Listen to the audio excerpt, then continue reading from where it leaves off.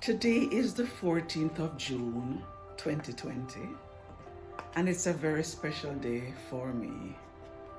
It's a special day because my father was born on the 14th of June, and it's also the day that I spoke to my mother for the last time. On June 14th in 2006, my father turned 70, and I was living in Vancouver at that time. So, having migrated maybe 5 years before, it had become my routine. Once it was his birthday, I would call very early in the morning. Well, early for me because we had a 3-hour difference. But I always called to wish him happy birthday. And his birthday was always the same week or within 7 days of Father's Day. So I would call back on Father's Day. And this was before we had free calls, like WhatsApp and all of those free apps.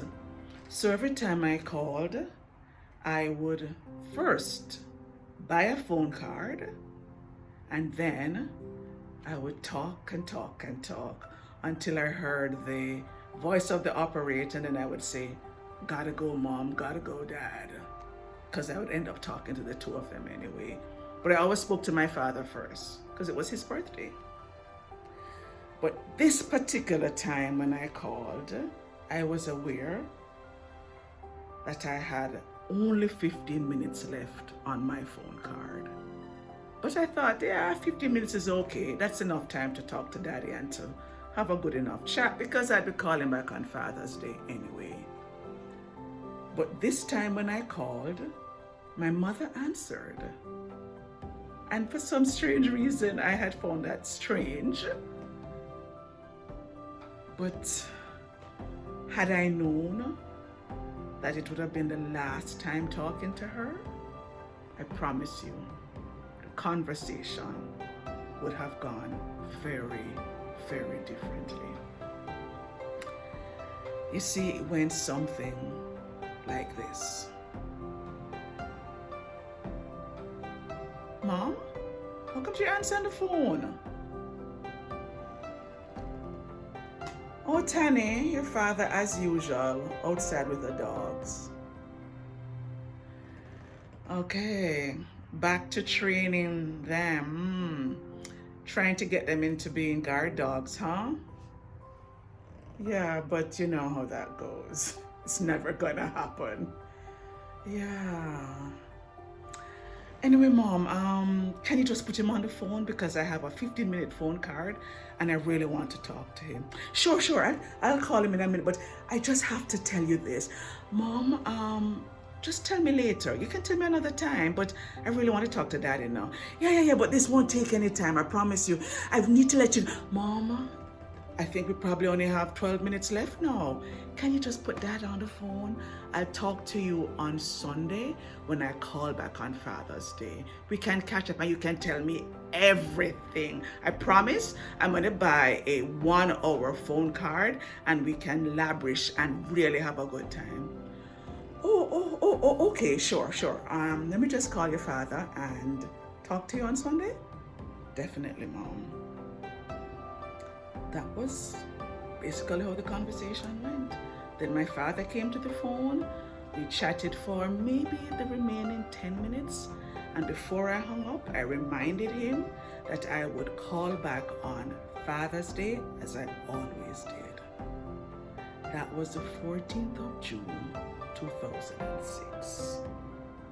But 3 days later, on the 17th of June, my sister called to say my mother had had a stroke, which had totally floored me because not only was she healthy, but she had retired at 50 and she was 69 and had never been sick a day in her life.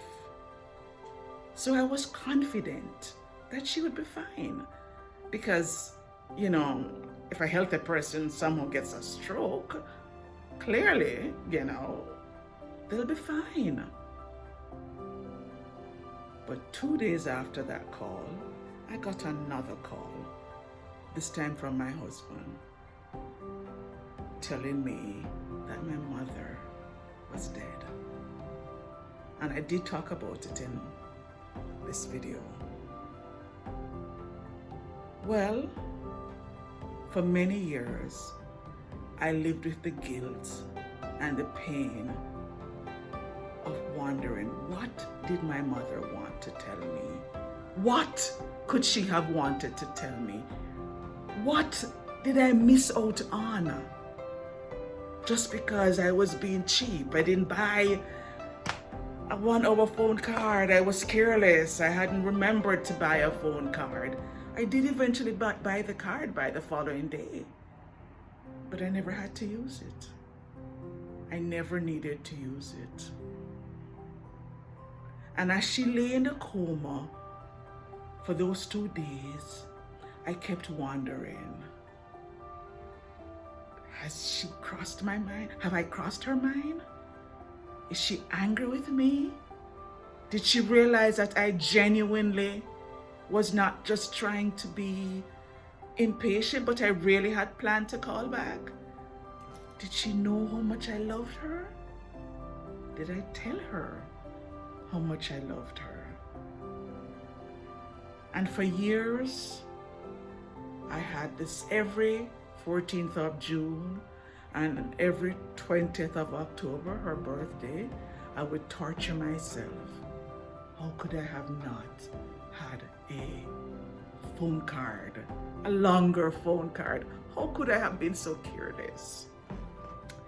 Well, about 3 weeks ago when I did that video on my mother's cup, it turns out that was really cathartic, because about a week after I did the video about my mother's cup, I was in the bathroom when I heard my husband coming upstairs, and I said, "Honey, when you're coming, can you just bring some salt water for me?"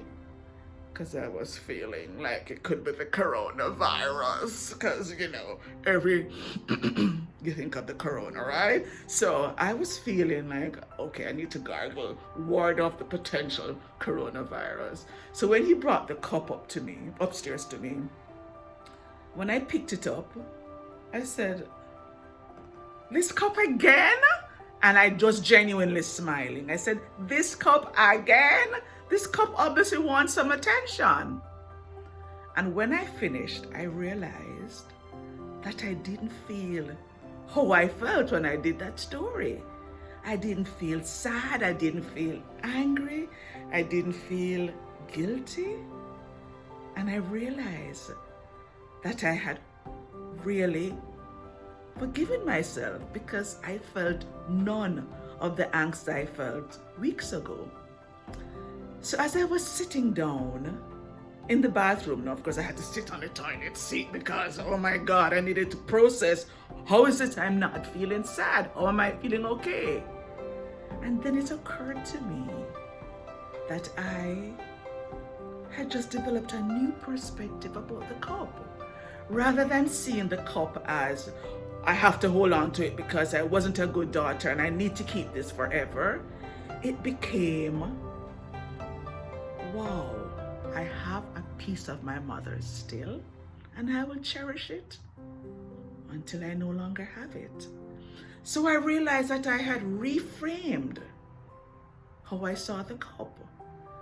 And while I was going through those thoughts, it occurred to me that I needed to reframe and see our last conversation differently.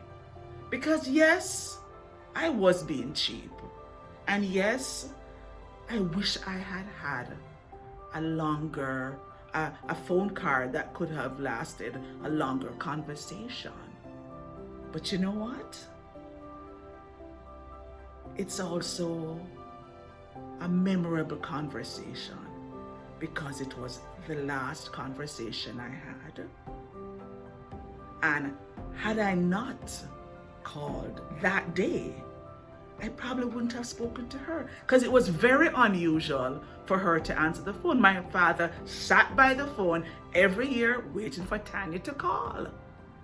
So rather than seeing it as the worst thing that I could have done, I decided to reframe it and see myself as being very fortunate that I got a chance to talk to my mother for the last time. Because had I not spoken to her on the 14th, then my last conversation would have probably been about 2 weeks before then. And that for me was a huge weight lifted from my shoulders, because no longer was I going to continue berating myself for not being a good daughter. But what I was going to do was begin to see the blessing and the good fortune that I experienced when I called on the 14th of June in 2006 and spoke to my mother briefly, but I spoke to her for the last time. Rest in peace, Mommy and Dad.